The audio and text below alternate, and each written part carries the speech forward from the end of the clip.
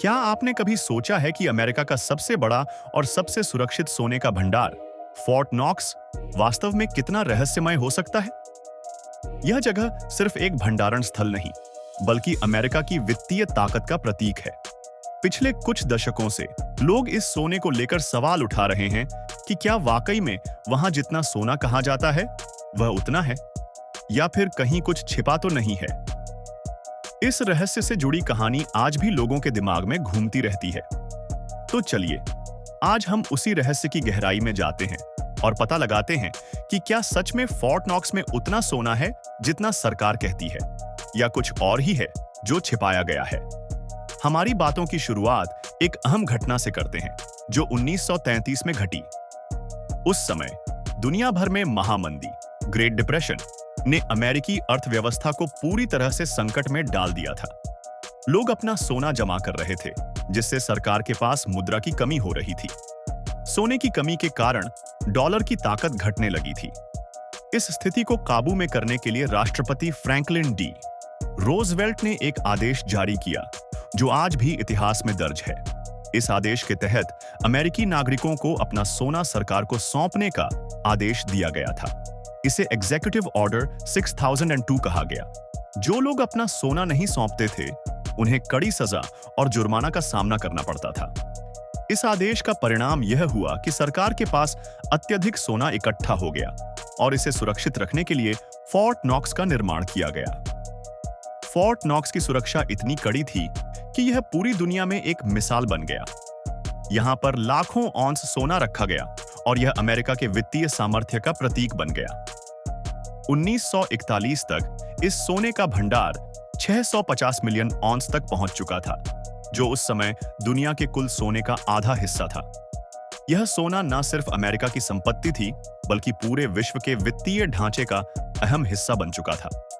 लेकिन जैसे जैसे अमेरिका ने सामाजिक योजनाओं और युद्ध के लिए पैसे छापने शुरू किए, डॉलर की वैल्यू गिरने लगी और विदेशी देश, खासकर फ्रांस, डॉलर के बदले सोना मांगने लगे। इस दौरान अमेरिकी सोने का भंडार घटने लगा और अंततः 1971 में राष्ट्रपति रिचर्ड निक्सन ने गोल्ड स्टैंडर्ड को खत्म कर दिया, यानी डॉलर को अब सोने के साथ जोड़ने की प्रक्रिया बंद कर दी।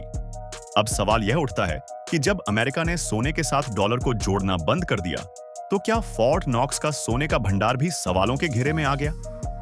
क्या वहां वाकई में उतना सोना है जितना कहा जाता है? इस रहस्य का पर्दा 1974 में हटाने के लिए अमेरिकी सरकार ने एक ऑडिट आयोजित किया, लेकिन यह बस एक दिखावा था। कुछ कांग्रेसी और पत्रकार फोर्ट नॉक्स गए, लेकिन उन्हें केवल एक कमरे में रखा गया जहां कुछ सोने के बार्स दिखाए गए।